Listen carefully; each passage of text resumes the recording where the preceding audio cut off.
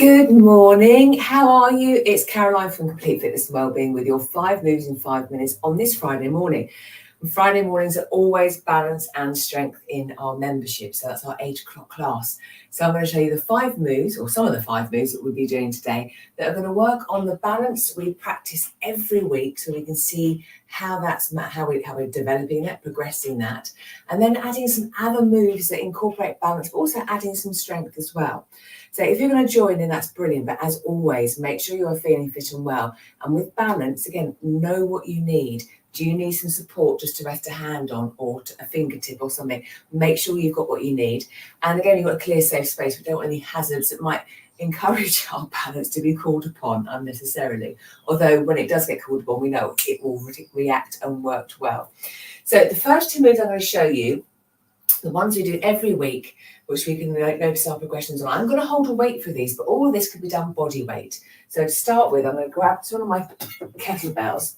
We're going to start with the feet hip width apart. We're going to come up onto tiptoes, bend our knees and hips and lower down, and just repeat. So we've got 45 seconds work, 15 seconds rest. Off we go. And I'm going to just holding the weight here, gently coming up onto tiptoes, bending the knees, hinging back, and then lowering my heels down and straightening. So tiptoe, bend, lower, straighten. Now I'm aiming to keep my knees fairly forward facing. If you feel they're wobbling coming in, can we try and push them out a little bit? Keep them sort of in line with the toes. And then we've got everything in line. And then with this movement, we're working our toe joints, our ankle joints, knees, hips, all the muscles in between. And also I'm holding this weight, so I've got this kettlebell, the weight of that to push back up as well. But we don't need it anyway. So coming up onto tiptoe, again, challenging the balance, even though both feet are on the floor. From there, actually I'll still hold that. Generally, I always cue everything feet hip width apart, because it helps with the balance, keeps us feel stable. Feet under knees, knees under hips, nice and stable. What happens when we have to change that? So can we walk heel to toe? So changing that dynamic, the feet aren't in line with the hips.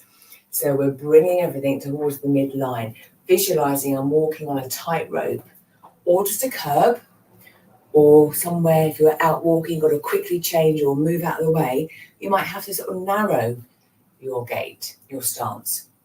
So here, I'm just looking straight ahead. Yes, I can see you, so that's helping me. But I'm not looking down at my floor. I want to see what's coming up. To add challenge to that, I could look left to right. I'm still feeling my feet on the floor, the heel against the toe against the heel. But I'm then challenging that balance by looking left to right, as long as that feels all right.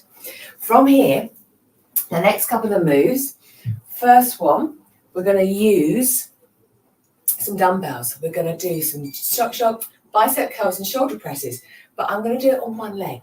So I'm hovering with this leg, and then going to curl and then press. So a normal move we would do, but generally we would do it with both feet on the floor. So now I'm doing it with that one foot. Now, if having one foot off the floor like so is too much, we could still keep perhaps that big toe on the floor. So we're just changing the stance and that sense of balance. And if you didn't want to do it with 2 weights at the time, again, we could work just one side. Goodness. And again, that difference. And because we're moving up and down, there's not a huge amount of movement throughout the rest of the body, but again I can feel my left leg and my foot working to adapt. Now the next move, we're going to do a front raise, lateral raise, and a tricep press back. So I'm taking my arms out, front, back and side. How is that going to affect my balance? Again, I'm doing it on one leg. So my right foot can stay put this time. I'm going to raise the arms up, raise them out to the side, and then gently take them back. And just keep going. So forward, back. I'm really keeping my right foot sort of connected with the floor, feeling that big toe, little toe, heel of the foot. It's moving around, but it's feeling okay, whilst my upper body is creating movement and momentum, and the lower body's got to help stabilize. So yeah, this could be done just body weight. Don't need weights, or you could use tins. And again, that foot doesn't have to be hovering off. It could be just resting on the floor like so. And then the last move we'll do, again, this predominantly more lower body now. I'm going to hold the weights just because they're there, but again, I don't have to. We're going to do our sort of clock face. We're going to come into a feet hip width apart, semi little squat, and then my right foot is going to point. Now, I'm not touching the floor, but we can. Point to 12 o'clock, point to 3 o'clock, point to 6 o'clock, and then come back. So through that hip joint, I'm rotating round whilst my left foot, left leg are holding that position. If I didn't want to do the sort of semi-squat position, be upright. And then we can take the leg out to the side. If having the leg off the floor for that amount of time doesn't feel right at the moment, tap it out. We're still getting that rotation. We're still moving that leg around, and the grounded leg is having to work.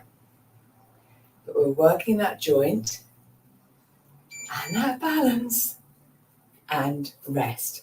So there were the 5 moves. Some of the moves we'll be doing this morning in the balance and strength class. A couple of the moves that we work on every week, so we can progress on those. They become literally much easier the more we work on them. And then the additional moves is to throw in some extras for the body to have to work and adapt to while still building our strength. Because we need the strength for the strong muscles and bones to help with our balance, to be able to help recall us if we have a tumble or a trip or something. Let me know how you get on. How is your balance? Would you be interested in joining a class? If so, let me know and we will have a chat. On that note, have a super day, great weekend, and I will see you next week for more 5 moves in 5 minutes. So take care and thank you for joining me. See you soon. Bye.